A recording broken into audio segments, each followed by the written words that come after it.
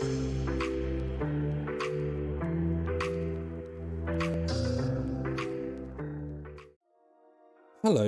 it's me, French Ted, and we are here, the final episode of our Running AEW series. It's been a long journey. There's been ups, there's been a couple of downs, mostly ups, if I'm being completely honest. And yeah, we're here, the final one, episode 103, I believe. But not the 103rd video, because I think we've got an episode 0, a 0.5 is in there somewhere as well. Yeah, so 105 episodes, let's say. But, I'm excited. This is a stacked card. We've got what? Hold on. 1, 2, 3, 4, 5, 6, 7, 8, 9, 10, 11 matches, I think. They were all shouted out in the last episode. They are all in the description below. So if you want to guess who you think is going to win every one of them before. But we open the show in the pre-show, of course, with our usual team. Plus, obviously, we're going to let Tony Khan show his face. And QT Marshall recently has been popping up, so we figured we'd use him. Renee, of course, leading the line. And getting a 98 from this segment somehow. But I'll take it. Yep, they're all just discussing the matches tonight, which ones they're looking forward to the most. And of course, a lot of questions about Brock Lesnar are aimed at QT Marshall, who doesn't really have much answers.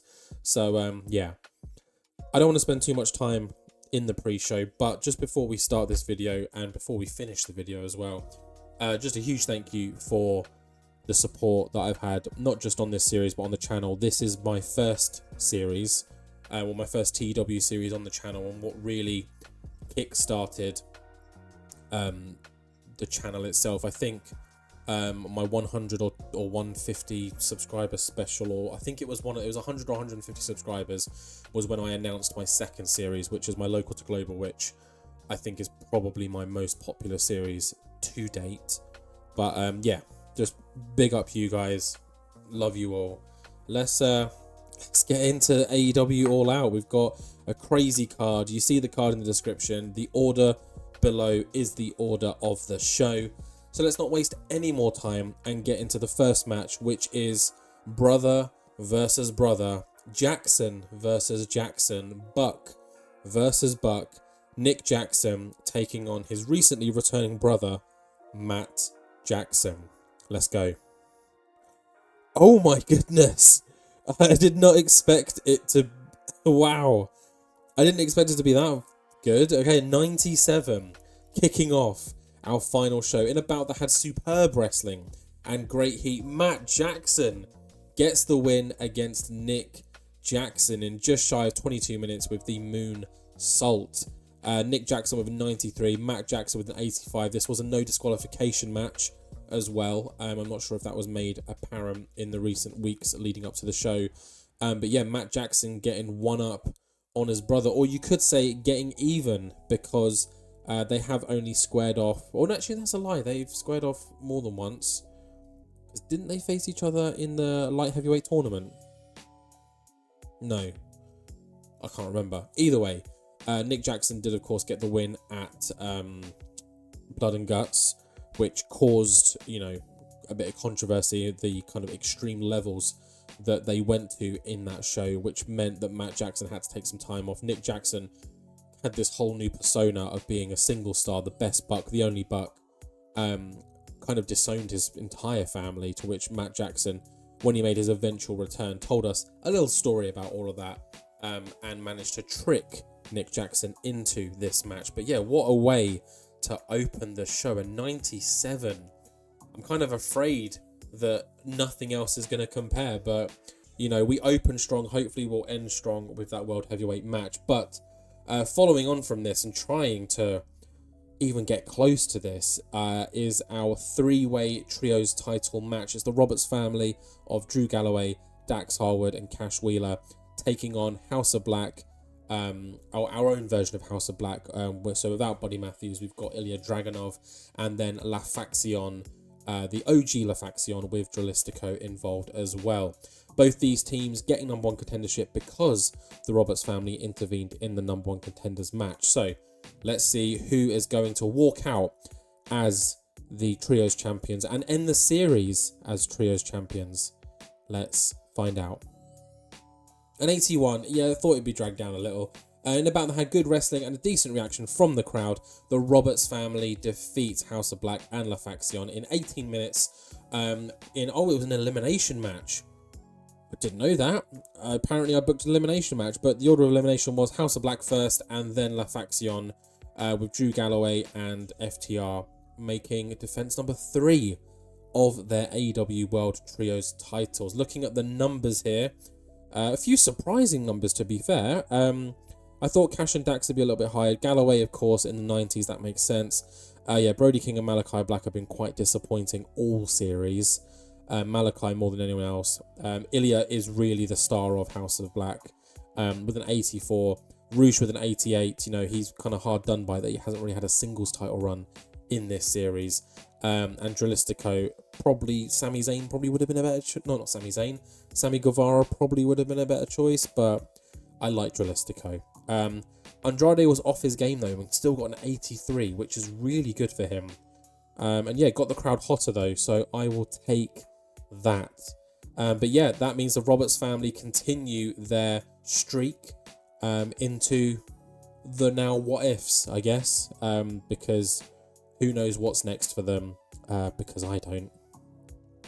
Following on from this match, because I don't think there's much else to comment, I believe this is our one more match, our final farewell match for Will Ospreay, who is signing exclusively with New Japan. It's not kayfabe, he legit signed for them. They offered him a crazy amount of money, and I just didn't feel like paying it, especially because the series was ending. So I was like, nice little story, let's send him off. And Bryan Danielson's match against El Hijo del Vikingo has been postponed / won't be happening now because Vikingo sustained an injury last week or the week before. So Bryan said, you know what, my schedule's free, your schedule's free. Let's say goodbye to Will Ospreay with one hell of a match. So up next is Bryan Danielson and Will Ospreay. Let's see what happens. Oh, we're so close. Oh. We're yet to get a 100 and a 99. A 99. So close. But in a bout that had superb wrestling, my favourite word, and great heat, Bryan Danielson defeats Will Ospreay with the running knee. So Will Ospreay's final match in AEW is a loss, but it is against one of the best ever, Bryan Danielson. Danielson with a 92, Ospreay with a 91. They've all got crazy good chemistry, blah, blah, blah, blah, blah. Brie is still here somehow. Got the crowd buzzing even more. A 99. So this is top to the Jackson v Jackson, Buck v Buck match. I don't think there's another match on the card that could top this. I mean, I'd love it if it did, because we have been chasing that elusive 100. I think this is our third or fourth 99. We will post-show jump back to the office and just recap, reflect on a few things. But yeah, what a match here. And post-match, 100 is a segment though, it doesn't count.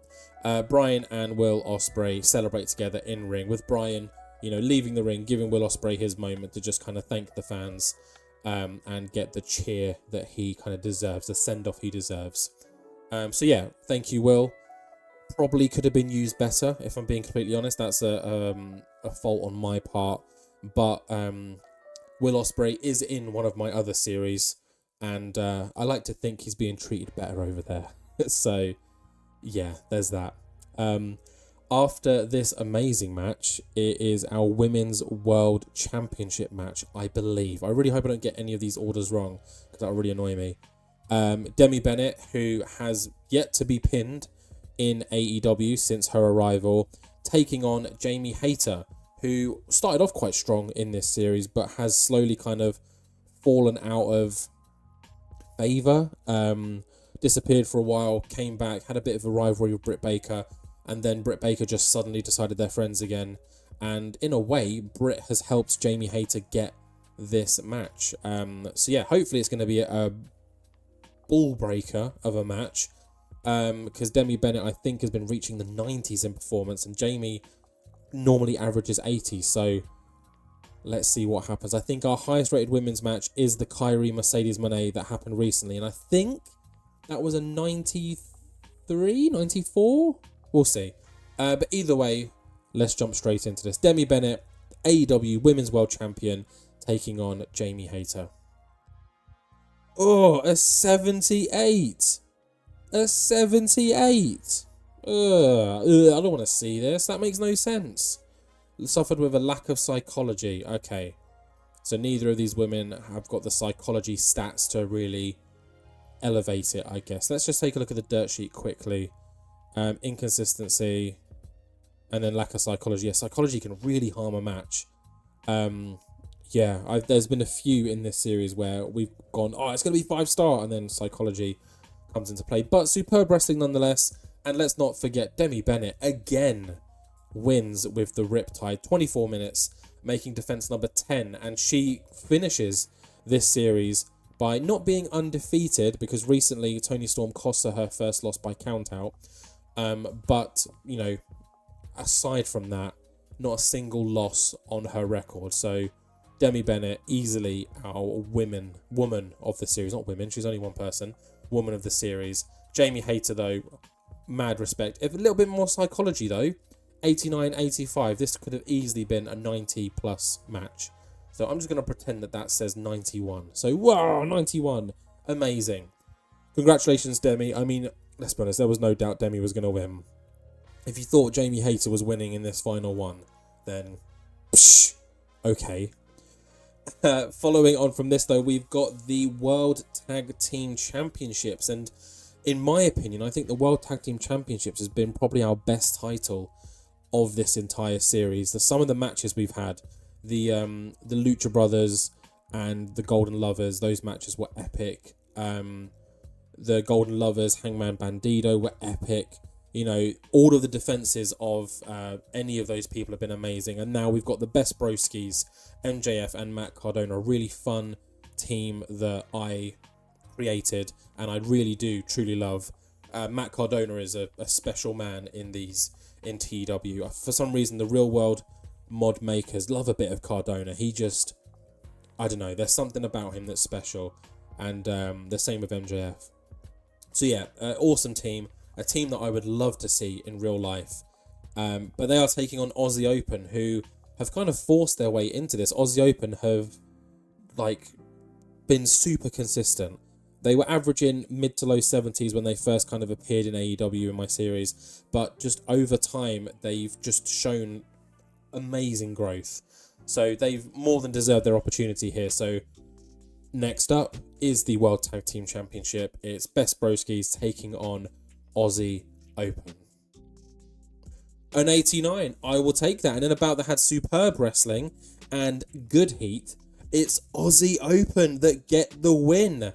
Kyle Fletcher in just under 20 minutes pins Matt Cardona with the Tombstone Piledriver. But that's not where it ends, because if you guys are reading ahead, you can see that during the match, Christian Cage appeared and attacked Matt Cardona when the referee wasn't looking, meaning the Aussie Open could take advantage of that situation and get the win.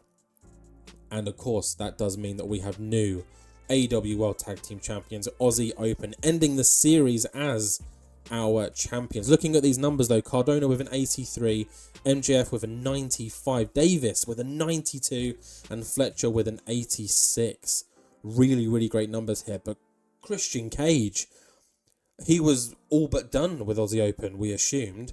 But he's, I guess, as one final, this is how I could help you, has literally helped them become tag team champions.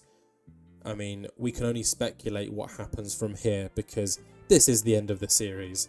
But what a match to end our tag team championship on. Well done, Aussie Open. Thoroughly deserved. They deserved a championship reign in this series. And Best Broskis, they are far from done with the AEW tag titles. And who knows, they could move on to singles action as well. Matt Cardona could push for a title. MGF could get back in the world title scene. There's many options with the best broskies. After this, though, I believe it is our Texas Deathmatch. Yee-haw. Hangman Adam Page, probably the most hated man in AEW right now. Slash, definitely hated by the luchadors in our company and around the world. As he takes on his former partner, Bandido. Bandido requested this match because, he's been sick of being spoken down to, sick of being pushed around, sick of being mistreated. Back when Hangman Adam Page was desperate for a world title, Bandido stuck his neck out and helped Hangman, regain that confidence, regain that status of being a number one contender. And if in all honesty, if it wasn't for Bandido, Hangman Adam Page probably would not have been walking out of All Out last year as world champion. Spoiler, that happened.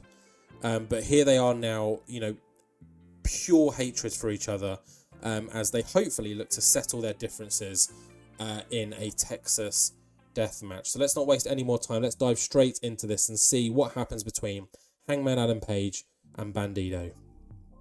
An 83, okay, fine, it's fine. I mean, Hangman Adam Page is great. Bandido's alright.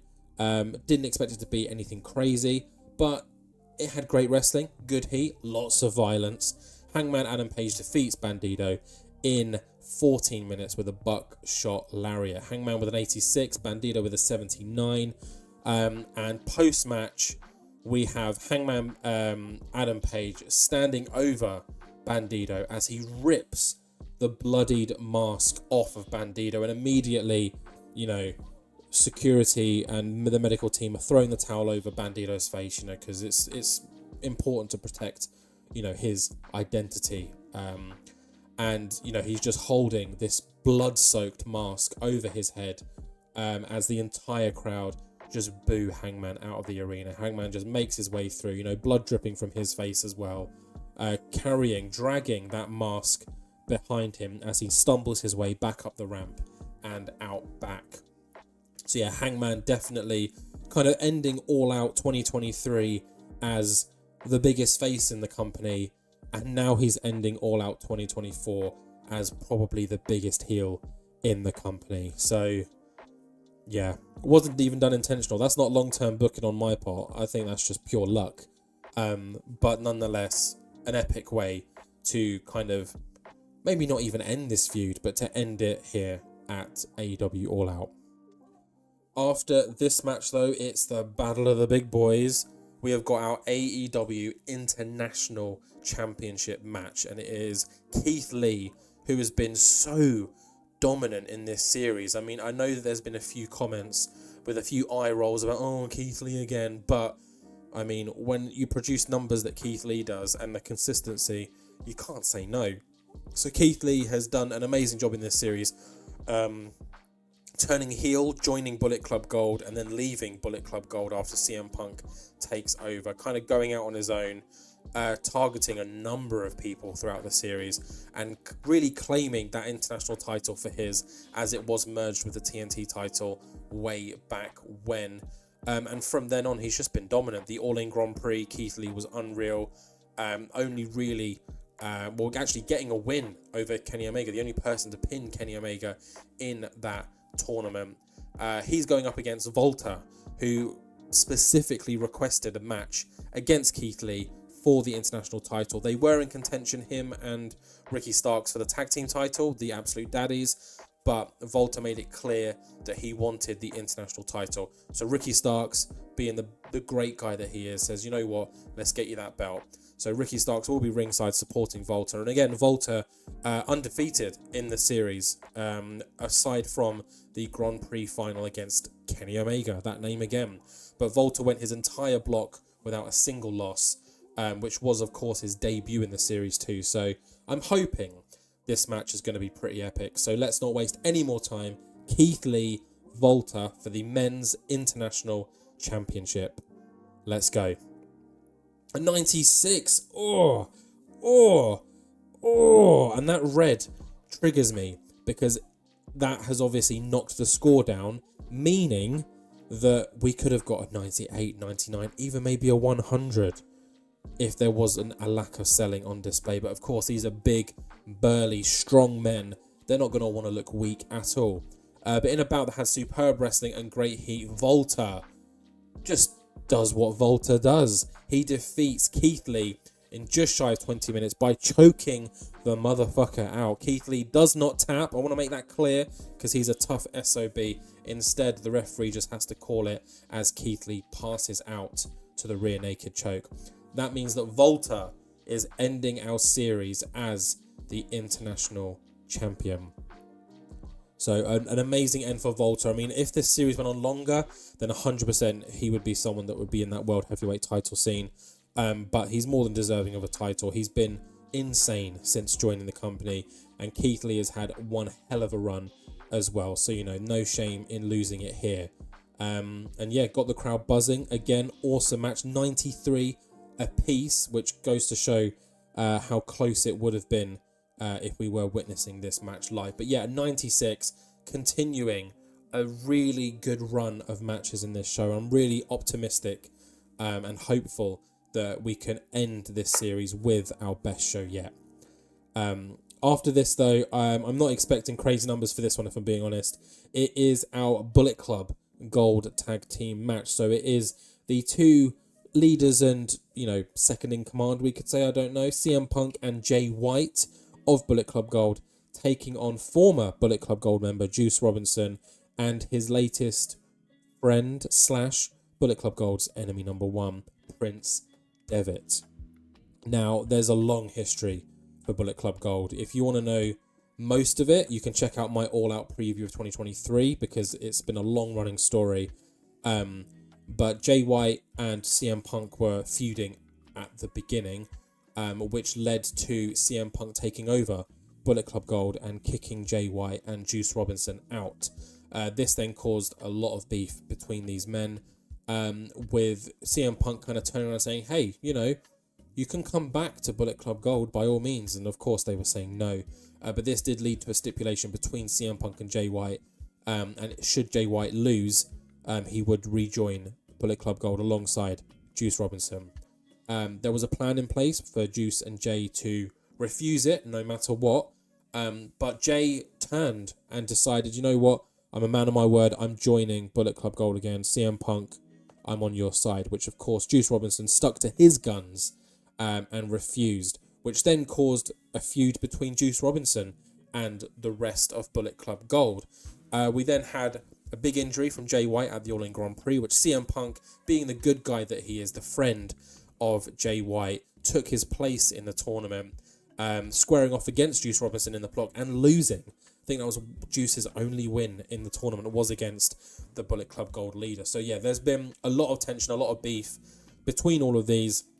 And then Prince Devitt comes in. CM Punk has a lot of respect for this man. Prince Devitt, of course, being the person who started Bullet Club Gold. No, Bullet Club in general.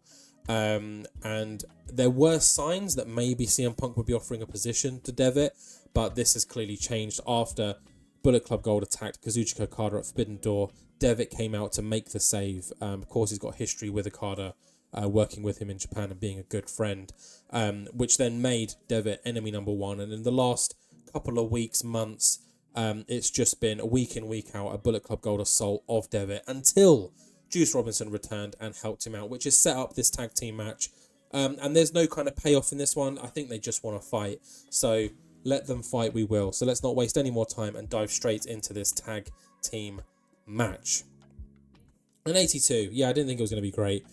In a bout that had great heat and good wrestling, CM Punk and Jay White get the win on Devitt and Juice. And of course, Demon Prince Devitt made his appearance at All Out. I probably should have done a special entrance for this. I kind of just glazed over that. But in 28 minutes, Jay pins Juice Robinson with the Blade Runner. But this is because the Demon Prince Devitt turned on Juice Robinson mid-match. We're not too sure why right now, but he turned on him mid-match, beat him down, hit him with all of the moves, and then just decided to stand there as Jay White took advantage and got the win. So let's just do this turn, and it was a complete success. You love to see that. And post-match, Punk and Jay White, along with Chris Bay, Kenta, AJ Lee, Saraya, etc., are all celebrating in the ring. And Prince Devitt is crouched. Demon Devitt, we'll call him, is crouched in the corner of the ring, just watching on, staring at Juice Robinson, not even blinking. When it turns out that CM Punk and Jay White turn to Devitt, who pulls himself up and holds up the Bullet Club hand gesture. The crowd are like, what? CM Punk slowly raises his. Jay White slowly raises his. And all of Bullet Club Gold are holding the gesture as they touch hands, as they do. Meaning, signifying that Prince Devitt, or at least Demon Devitt, is now Bullet Club Gold. Oh, shivers. I mean, Bullet Club Gold has now become a force. These three men, let alone, AJ Lee, Saraya, Chris Bay, and Kenta, they're becoming a force to really be reckoned with, as Juice is now on the floor, seeking attention, for staff are just checking him over and stuff. But yeah, what a way to end this match.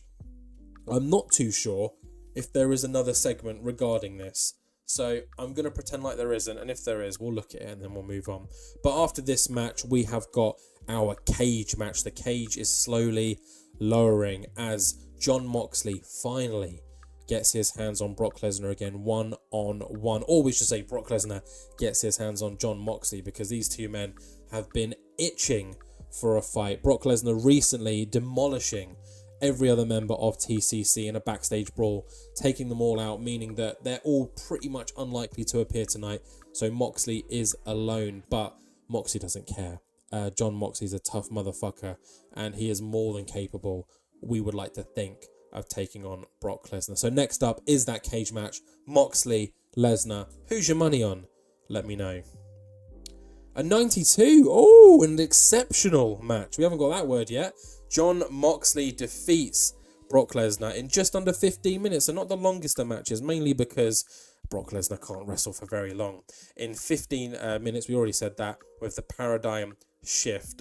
Jon Moxley with a 95, Brock Lesnar with an 80, and QT Marshall was ringside trying his best to help out. He was trying to slip some things into the ring. He eventually climbed himself in to help out Brock Lesnar, but Jon Moxley caught him, beat the fuck out of him, which Brock Lesnar took advantage of, but Jon Moxley did manage to counter and hit him with the paradigm shift, not just once, not just twice, but 3 times for good measure, meaning that Jon Moxley comes out of this on top. And of course, lol, Jon Moxley wins, but why not? He's one of the biggest stars in this company.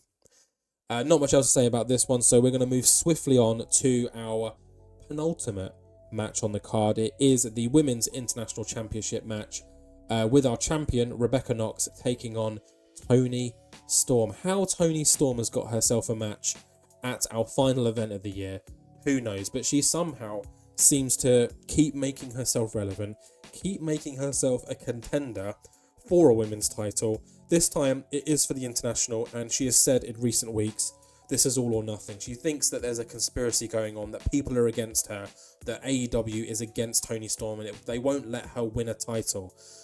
She's had a belt before. I think she was TBS champion and Makito took it off her, and then that turned into the international title. But Toni Storm believes that there is an agenda against her and it's unfair. And tonight is that make or break. It is that all or nothing.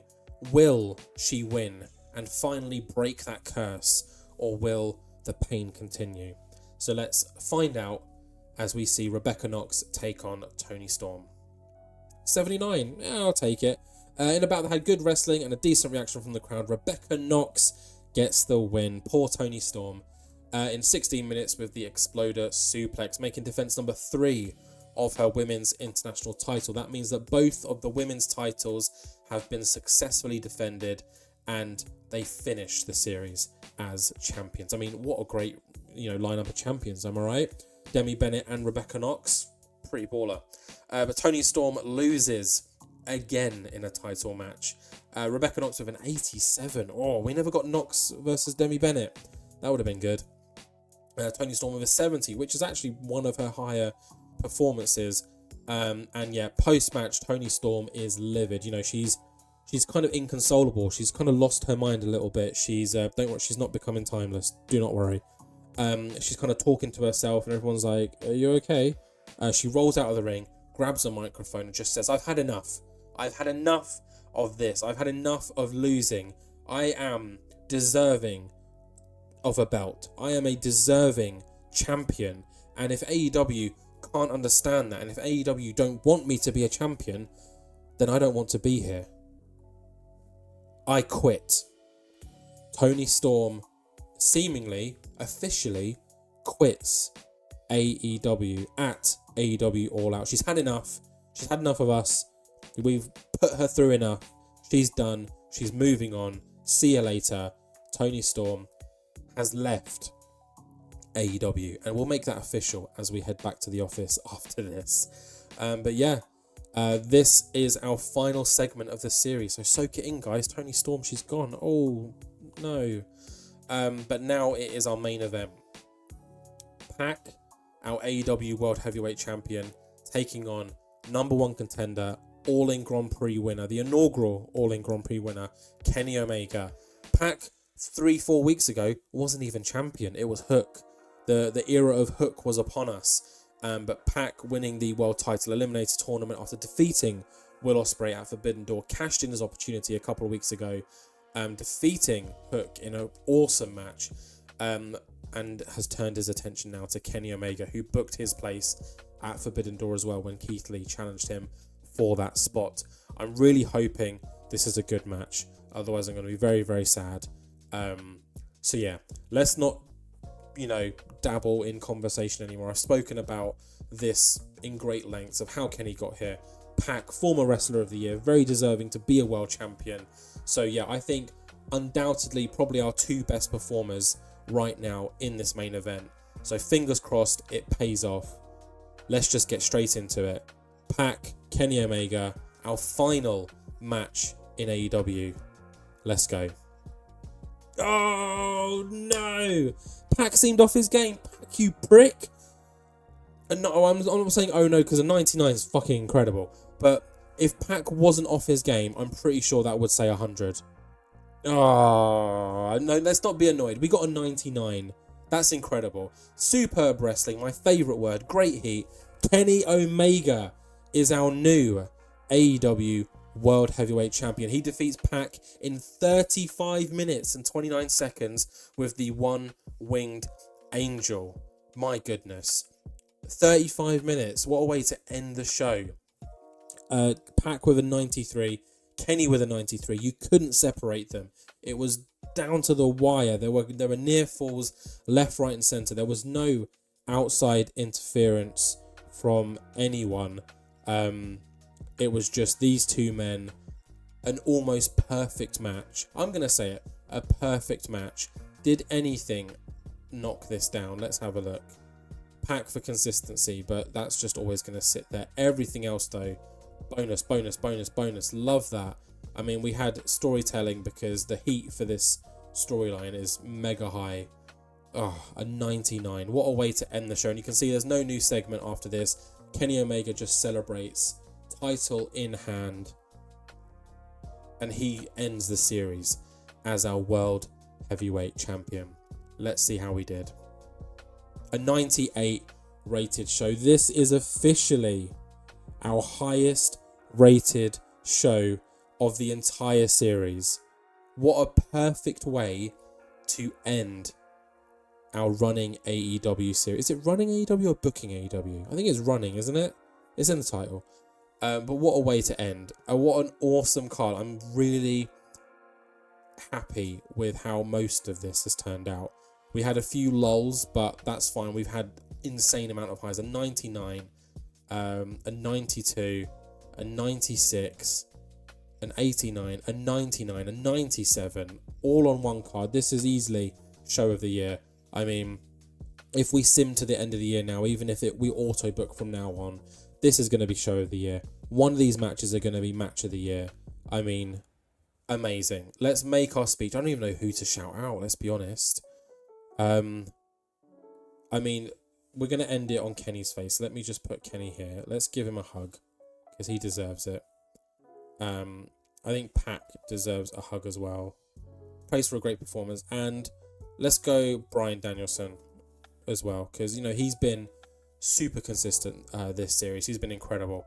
So yeah, there we go. So Bryan Danielson, seemed pleased, doesn't look it, but he is. Pac seems pleased, doesn't look it, but he is. And Kenny Omega seems kind of pleased. So yeah, let's wrap it up here. I'll meet you guys in the office in a second, and we'll just quickly look through creative. We'll look at our, you know, highest rated events, highest rated shows, things like that. We'll look at our champions one last time. And yeah, there's really not much else to say. So for the final time, I'll see you guys in a sec. Okay, here we are. I don't want to... I kind of jumped straight into that, sorry. I don't want to waste too much time here because I'm conscious we've spent a good 35 minutes on that pay-per-view. And there's really not that much to recap. If enough people say in the comment section that they want to recap, they want to look at the other promotions and stuff in this save, just say we can do like a bonus episode where we just look at all of this. I'm not deleting the save. In fact, I'm going to make a copy and maybe just for funsies continue playing offline. But let's just look at what's down here. So Miyu Watachi is someone on my thing. That's another person that's on my watch list. Good old Jey Uso. Viewing figures. Just under 9 million people viewed it. And All Out has risen in importance. It's now a historic event. Wow. Another amazing feat in this thing. So we've got a graduate here. I mean, let's look at them because why not? Stamina athleticism is crazy high. Star quality 79. You know what? Make an offer. If you want to sign a written contract, then... Oh, I don't want a written. Let's do a handshake. Whoa, whoa, whoa, whoa, whoa, whoa, whoa. Make an offer. Yep. And then an incident involved in a social media storm that engulfed his primary secret. Oh, yeah. She had some beef.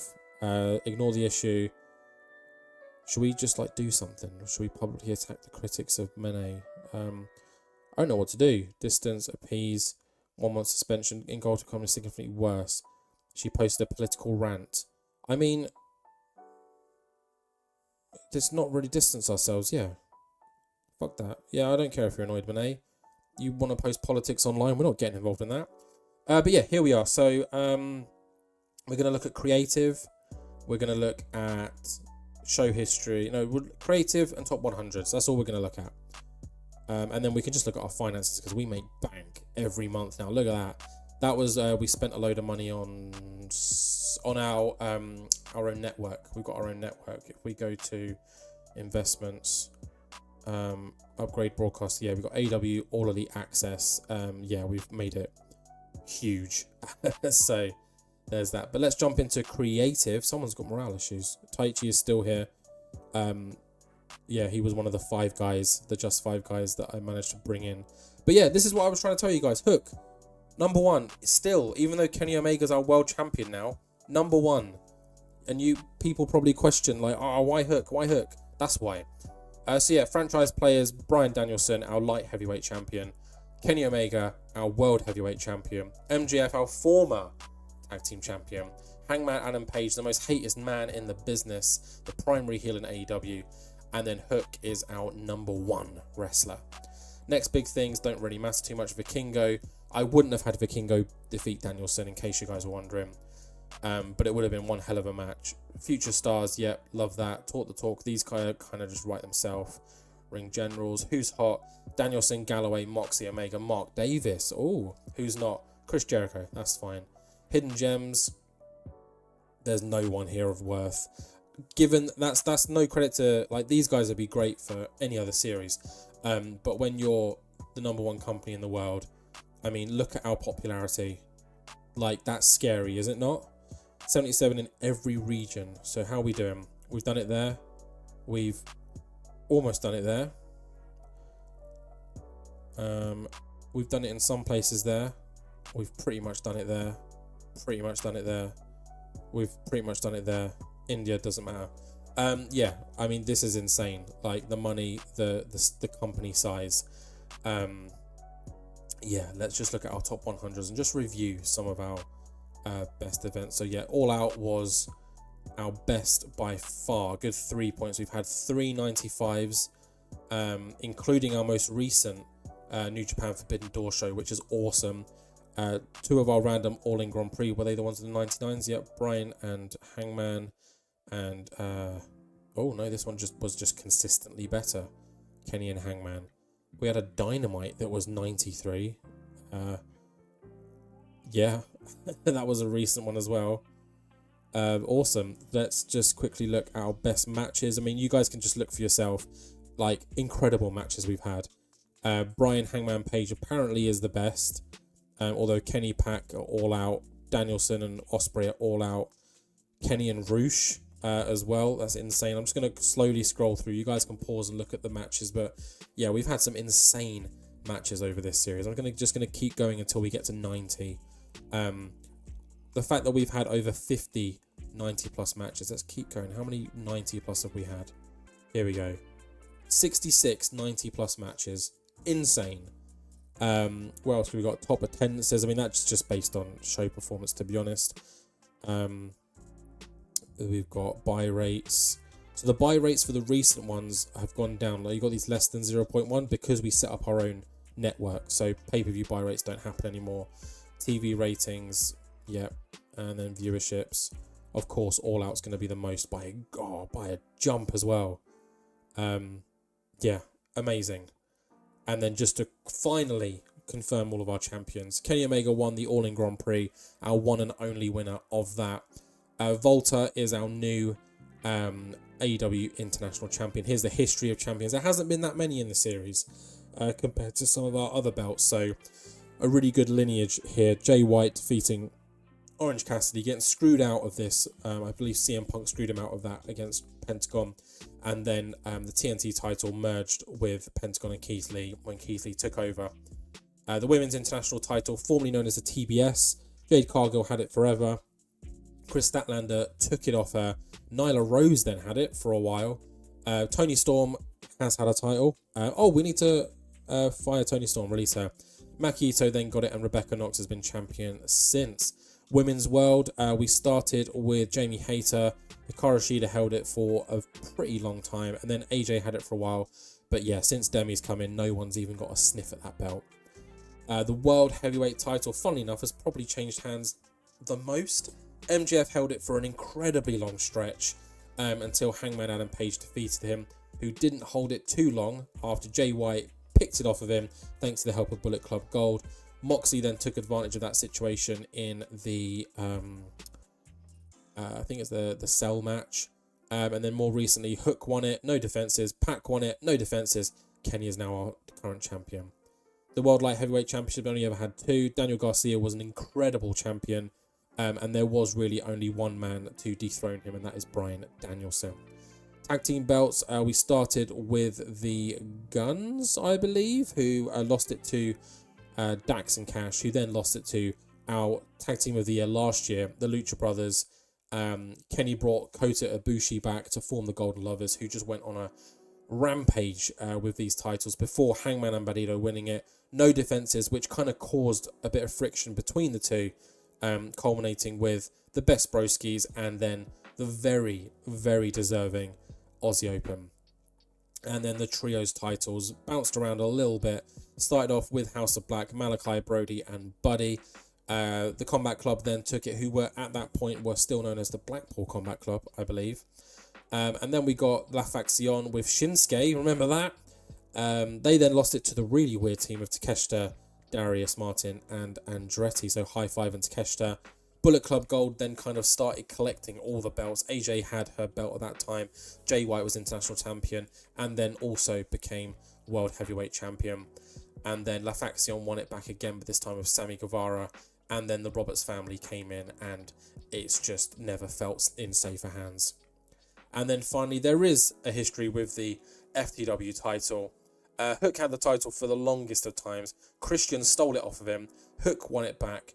Christian got it back, adding those weird stipulations that you have to beat Luchasaurus, then beat me on the same night, which is something that Will Ospreay did, and which I think was at Forbidden Door, I think, and then, or at All Out, one of those. And then Hook was like, it's my dad's belt, let's do this. And he won it back and hasn't dropped it since, and is still the champion. And then the Owen Hart tournament, in our save, Will Ospreay won that tournament and Rebecca Knox won that tournament. Her getting an opportunity at the women's world title, failing, but then getting the international title soon after. Will Ospreay failing to get that title. One final thing to do. Hey Tony, how's it going? I'd like to reconsider. Oh wait, yeah, Juice's lady. Yeah. There we go. She quit. I mean, what can I say? I might as well release her. So yeah, let's end it. Looking on the man that we are in this series, our user character, Tony Khan. Yeah, that's it. I don't really know what else to say. Thank you very much for watching this series. I'm tempted to put the save file of this series somewhere for you guys to pick it up. Or actually, no, a better idea.